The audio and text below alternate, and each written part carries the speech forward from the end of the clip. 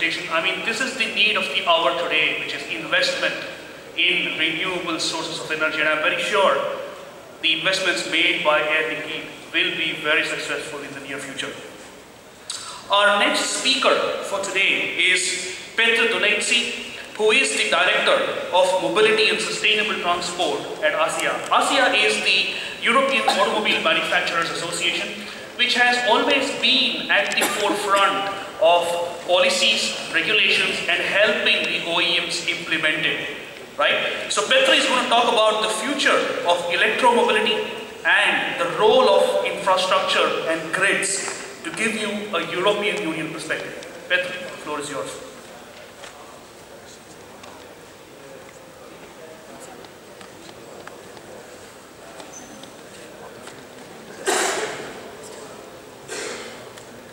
Thank you very much, and good morning to everyone.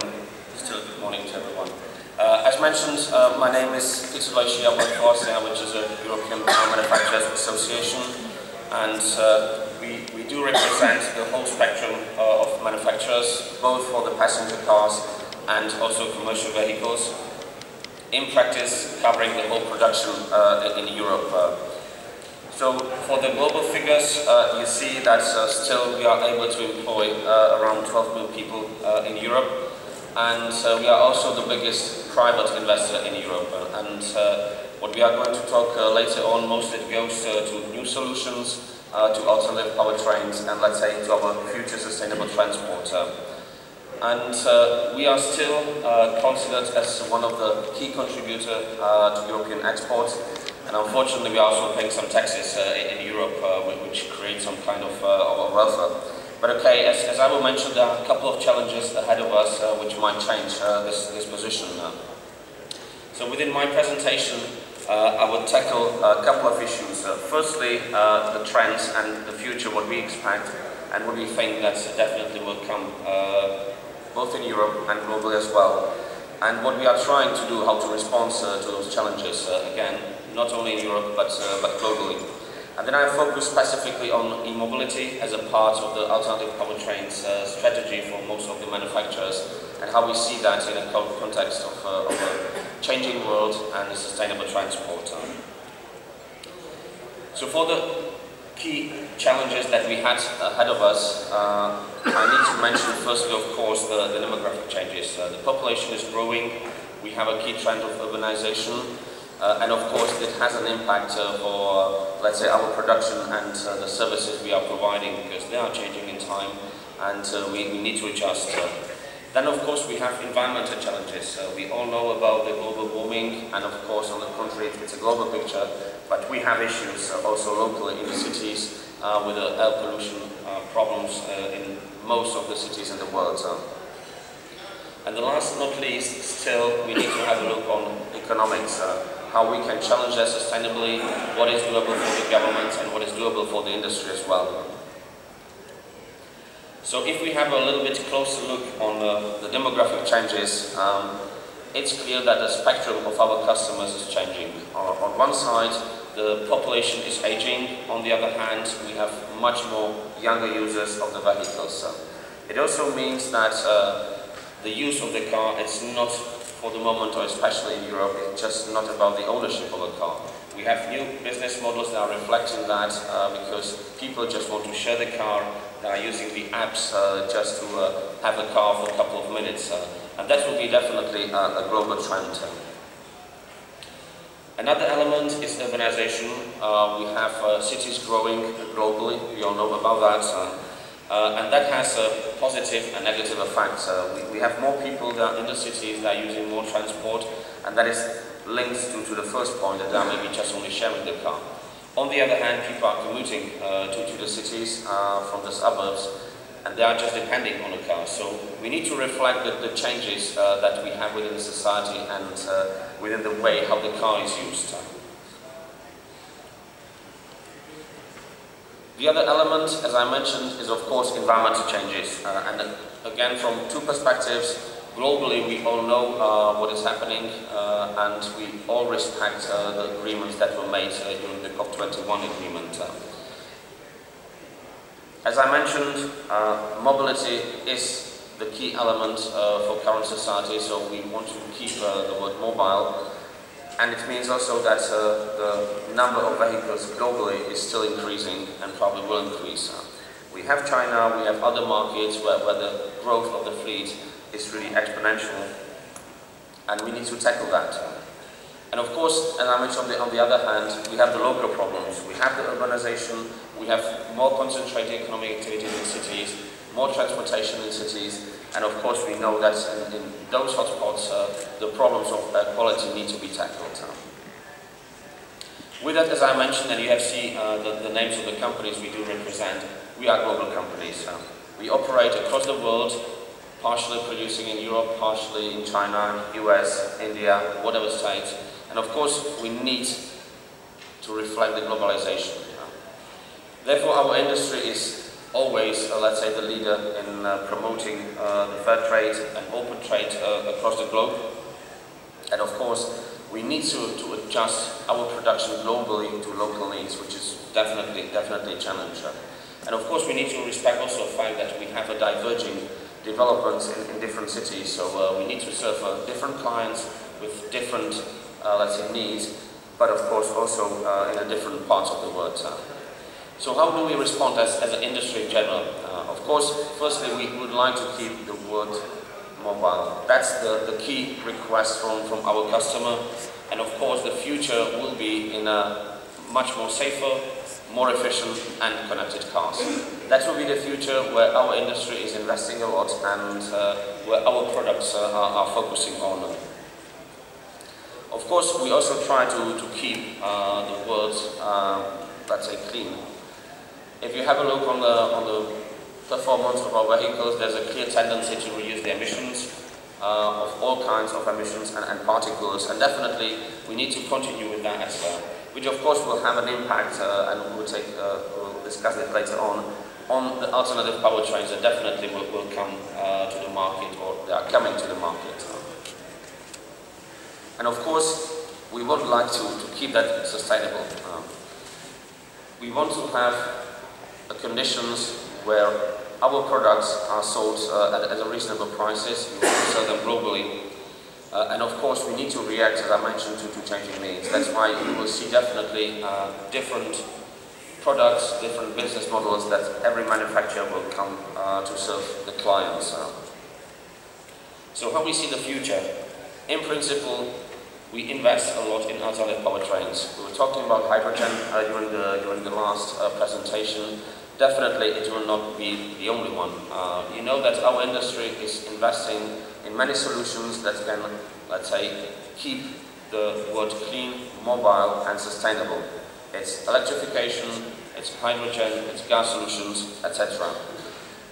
As I already mentioned, we are going into very challenging periods of new business models and connected cars. Connected cars, we can discuss at length about that, what does it mean, whether it's just a simple communication between the cars or we have more advanced communication to infrastructure, etc. But definitely it's a trend where the future mobility will be. So if we have a look on our perspective, what was the future? Definitely we think that the future transportation will be in differences, will be in different modes and different technologies. And I would like to stress that there is no, let's say, single silver bullet point that, okay, we know exactly, okay, this is the future. Definitely not. E-mobility, electrification is a part of that solution, and again, as was mentioned already here today, we have different ways for the future, and definitely will invest or keep investing in those different solutions. If we have a look on the e-mobility, there are plenty of solutions inside that basket. We have plug-in hybrids, we have extended range electric vehicles, battery electric. And if we have a look on, for example, the needs for the infrastructure, all of them, they do require a slightly different infrastructure and have a different impact on the infrastructure. Still, first and not last is the customer. The customers have different needs, and we need to reflect our products to reflect those needs. So even again within the e-mobility, we need to tackle absolutely different attitudes from the customers. So it is not easy just to give a clear direction in one way for one technology, one solution. And what's the beauty of e-mobility? It's not only about us as manufacturers. Within the e-mobility, we are tackling a very interesting game between the infrastructure providers, service providers, and us who are delivering the product. So even though we'd like to sell the product, okay, we are dependent on infrastructure, we are depending on someone who is supporting that, etc. This is reflected also in the prediction, what will happen. It's always a golden question, okay, what do you expect? Frankly speaking, nobody knows.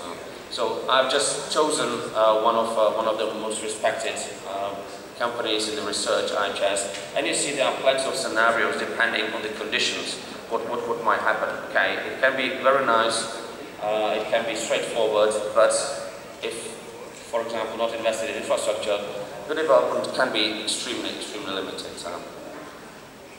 But still, there are certain, let's say, common denominators that we can mention. First, of course, electrification will come.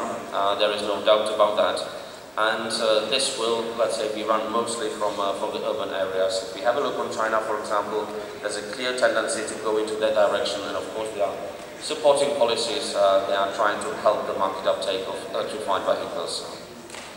It is also clear that, let's say, the speed of the change will be much faster. Toyota was mentioned here as a pioneer in hybrids, and it took them dozens of years to have, say, level acceptance of a new technology. With the electrification, this will be definitely much quicker to accept from the customers the new technology. So, sum it up, from our perspective, as I mentioned, for us it's some kind of a crystal ball, but in Europe we expect the electrically chargeable vehicles will represent up to 8% in, let's say, next 10 years, depending on a numerous of factors.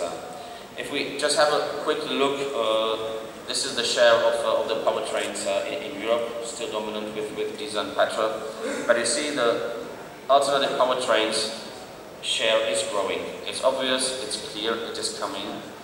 So altogether, we have roughly about 5% of alternative powered vehicles on the European market. But as I've mentioned,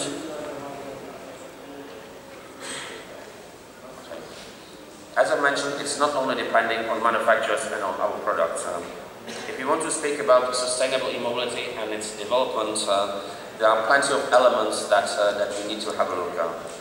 First, of course, it's a coordination of different policies. It's not about producing a car, it is about investment in infrastructure, it is about investing in different technologies, etc. So it's not just a single point of view, it tackles plenty of policy areas that needs to tackle the whole area. On our side, of course, it's obvious that there are still some technological gaps with the alternative powertrains. We admit that, we know that, but okay, that's why I mentioned from the very beginning, we are one of the biggest investors in new solutions, and okay, we accept that this is our role. What shouldn't be forgotten, it's about the sustainability of the measures. If you have a look, for example, in case of Europe, all the market uptake is depending on financial subsidies from the government. Beauty on Europe, on the other hand, the problem in Europe we have that we have 28 member states. And of course we have absolutely different conditions if I compare, for example, Netherlands, France, Germany, Poland, etc. We have countries where we have subsidies and where the uptake of alternative powertrains is extremely quick and remarkable. On the other hand, it's just depending on the financial support from the government.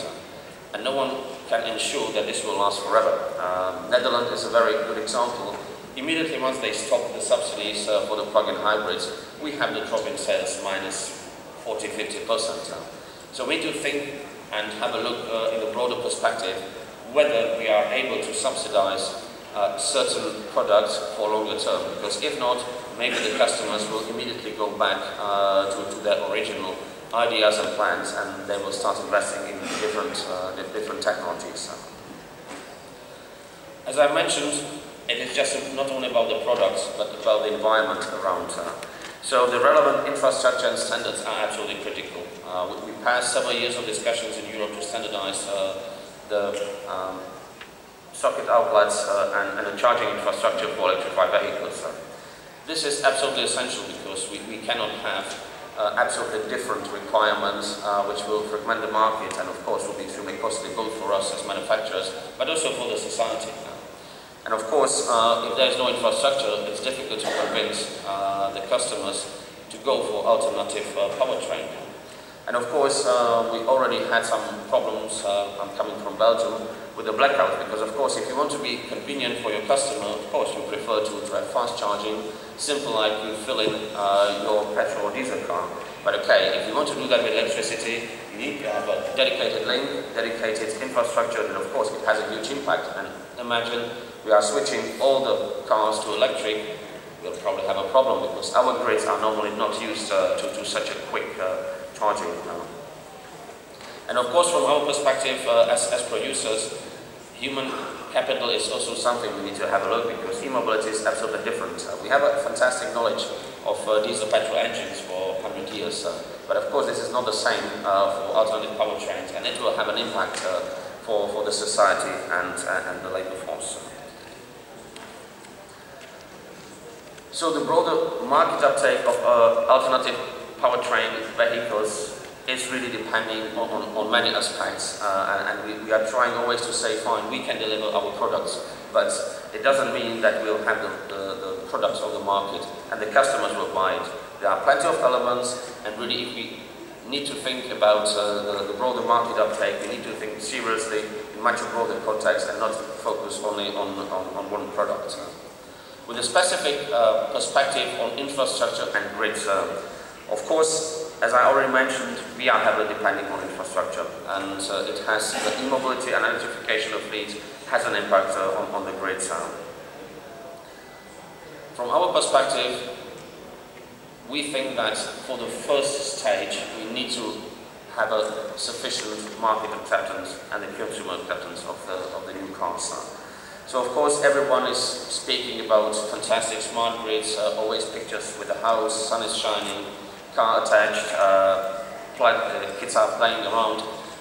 Definitely this will not be the case in a couple of years. It's a nice future, but okay, definitely we don't think that we are at the stage where we can use that. Firstly, we need people to be used to alternative powertrains. We need to, let's say, play with the grids, what is doable and sustainable, etc.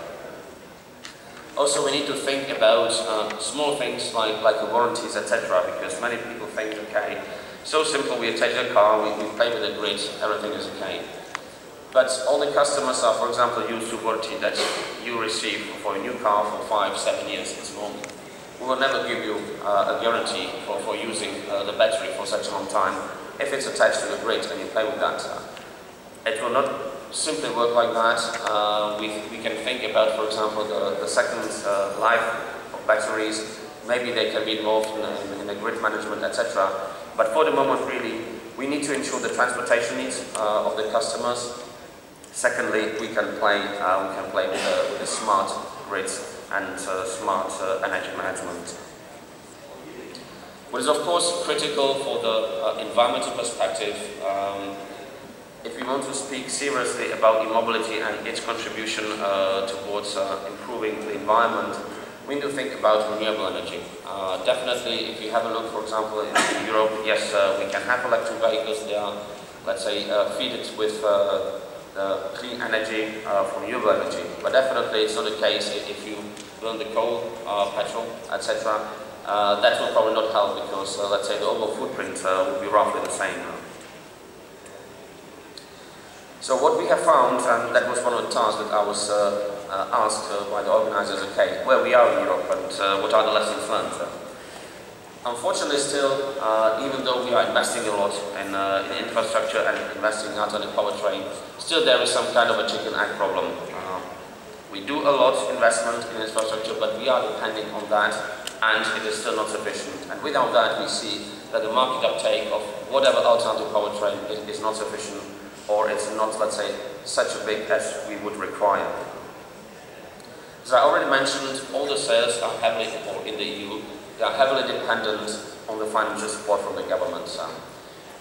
And as I've mentioned, okay, we have different schemes in different member states, but without them, the sales of the alternative powered vehicles are extremely low. We are depending on that, and the question is how sustainable that approach is. As I mentioned, it is not only about the products. The consumer acceptance is absolutely critical. You can have fantastic solutions, you can have fantastic products, good infrastructure, but maybe at a certain point of time the customer says, no, thank you very much, bye-bye. So we need to think about whether, okay, the consumer can be some kind of a policy driven by regulation, by some strict orders, or we are really sticking to a market and that will drive the uptake. But of course, it's up to the decision of every government, it's up to the decision with the EU, etc. But okay, still we need to respect the right of the consumer to choice and to select what his priority is. And of course, it's obvious that it's not only about the automotive, it's not about our cars, it is about the energy sector, it is about infrastructure providers. So you have different stakeholders that are coming into the question of e-mobility and electrification. And of course, we as industries have different needs and different requirements. Of course, we are time to time in a conflicting interest. As I mentioned, for example, for the grid, of course, we're more than happy to have fantastic, available and cheap infrastructure. It's obvious that from the side of the energy sector, there is some kind of reluctance to that because, of course, it's extremely costly to have fast charging points at every single point. And the last one, of course, it is clear and evident that we need to react to the market needs and the needs of the customers with the new business models. It's a crystal ball, nobody knows what will happen, but you see, we are offering plenty of solutions for the customers. We go into the area of services, mobility as a service. I think that's the way forward. So this will also have an impact in many areas of mobility and let's say in every single country around the globe. So to conclude, we are just concerning the alternative powertrains. Our industry is just a part of the solution. We are trying to deliver, as I mentioned, we have already many of vehicles and many products on the market, but it's depending, the high market uptake of those vehicles is depending on many elements. It's not only about us, it is about the coordinated way forward, and of course mostly run by the governments and their vision where they want to go and what they want to achieve. And of course, as mentioned, we have already many of products on the market, and we'll be more than happy if the others are following, so we can really keep our words safe, clean and mobile. Thank you very much.